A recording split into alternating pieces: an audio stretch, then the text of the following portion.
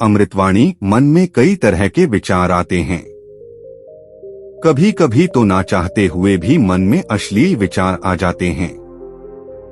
लेकिन महात्मा गौतम बुद्ध की इस कहानी से आपके विचारों में बदलाव आएगा। मनुष्य का मन बहुत ही चंचल होता है और इसलिए मन में कई तरह के विचार उत्पन्न होते हैं। क्षण भर में ही व्यक्ति का मन कई चीजों को सोचने लगता है।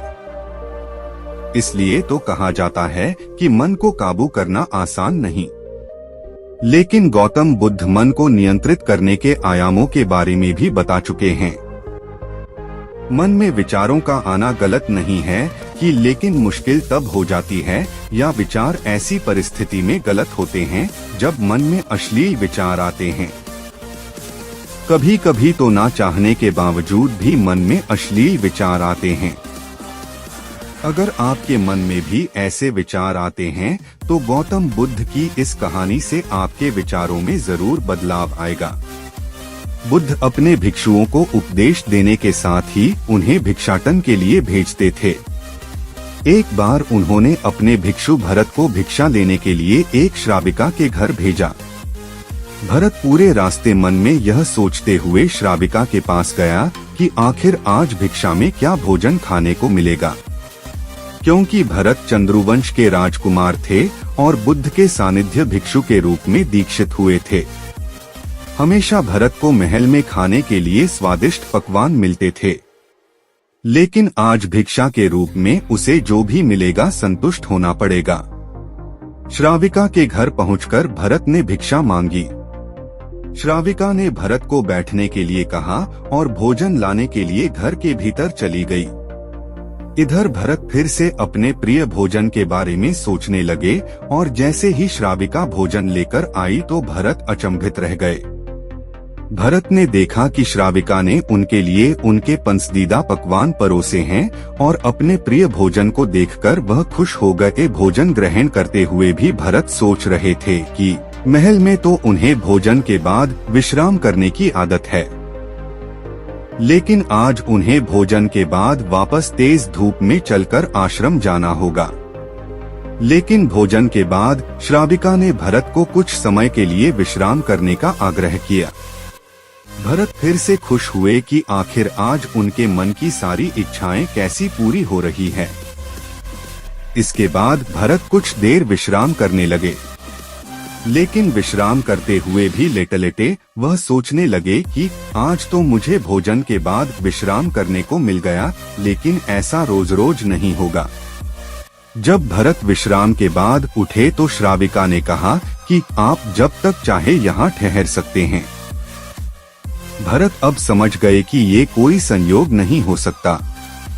उन्होंने श्राविका से कहा कि मुझे क्षमा कीजिए, क्या आप मेरा मन पढ़ सकती हैं?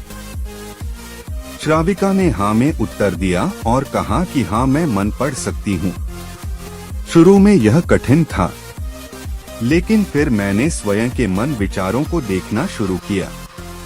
पहले मेरे विचारों की संख्या अनगिनत हुआ करती थी। इसके बाद मैंने विचारों पर ध्यान केंद्रित किया, बिना पक्ष विपक्ष के अपने विचारों को देखने लगी। इस तरह से धीरे धीरे मेरे मन में विचारों की संख्या कम होती गई और सारे व्यर्थ विचार दूर हो गए। इसके बाद से ही मैं दूसरों के मन में चल रहे विचार को पढ़ लेती हूँ। हालांकि श्राविका की बात सुनकर भरत घबरा गए। इसके बाद भरत ने श्राविका से आज्ञा ली और आश्रम के लिए निकल पड़े। रास्ते में भी भरत फिर से मन में आए विचारों का स्मरण करने लगे कि श्राविका के बारे में उसके मन में अश्लील विचार भी आए थे। श्राविका ने उसे भी जान लिया होगा, वह मेरे बारे में क्या सोचती होगी। भरत खुद को लज्जित महसूस कर रहे थे। भरत ने आश्रम पहुंचकर गौतम बुद्ध से कहा कि अब मैं कभी भिक्षाटन के लिए नहीं जाऊंगा। बुद्ध ने भरत को पास बुलाया और कहा कि क्या हुआ है, तुम मुझे सारी व्यथा बताओ। भरत ने सारी बातें बुद्ध को बताई। इसके बाद बुद्ध ने कहा कि अगले 1 हफ्ते तक तुम भिक्षाटन के लिए उसी श्राविका के घर पर जाओगे, लेकिन तुम्हें इस बात का ध्यान रखना होगा कि कल भिक्षाटन के लिए जाते हुए तुम अपने चित्त को पूरे होश में रखना, तुम्हारे भीतर क्या विचार उठे उन पर ध्यान केंद्रित करना और यह भी ध्यान रखना कि तुम्हारे मन में कौन सी वासना उठ रही है। तुम कल इन सभी चीजों को ध्यान में रख कर जाना और इसके बाद मुझे वापस आकर बताना। अगले दिन भरत भिक्षाटन के लिए गए। बुद्ध के बताए अनुसार वह पूरे रास्ते अपने होश को जागृत रखते हुए चल रहे थे। जब श्राविका का घर आया तो भरत ने भिक्षा मांगी। उसके भीतर कोई वासना नहीं थी और न ही कोई विचार उत्पन्न हो रहे थे, क्योंकि उसने अपने मन को पूरी तरह जागृत रखा था। भरत ने भिक्षा ली और आश्रम चला गया। भरत ने बुद्ध को प्रणाम किया और कहा कि आज उसे जिस आनंद की अनुभूति हुई वह पहले कभी नहीं हुई।